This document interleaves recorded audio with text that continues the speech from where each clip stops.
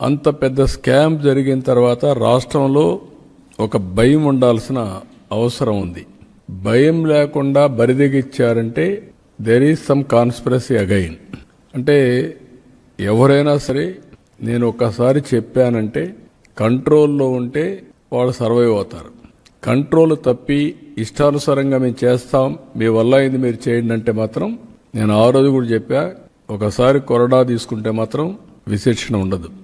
నేరస్తులు ఎవడైనా ఎవరి ముసుగులో వచ్చినా, ఎవరు ముసుగేసినా ముసుగు తీసి నేరస్తుల్నే చూస్తానని చెప్పి నేను చాలా స్పష్టంగా చెప్పాను.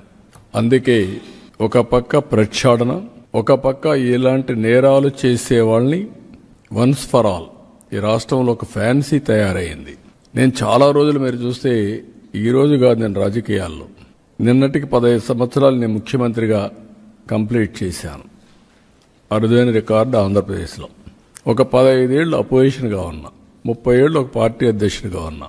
మా పార్టీనే అధికారంలో మీరు చూస్తే ఒక 22-23 సంవత్సరాలు ఉంది. ఇప్పటికి 22 ఏళ్ల పైన ఉంది. ఇవన్నీ తెలిసి ఎప్పుడూ చూడనటువంటి విపరీతమైన ధోరణి, విపరీతమైనటువంటి నేర చరిత్ర కలిగిన నాయకులు నేరాలు చేసి ఘోరాలు చేసి ఎదుటి వాళ్ళపైన గుడ్డగా కాల్చి ముఖానేసినట్టు ఎదుటి వాళ్ళపైన వేసి తప్పించుకోవాలని ప్రయత్నం చేస్తున్నారు.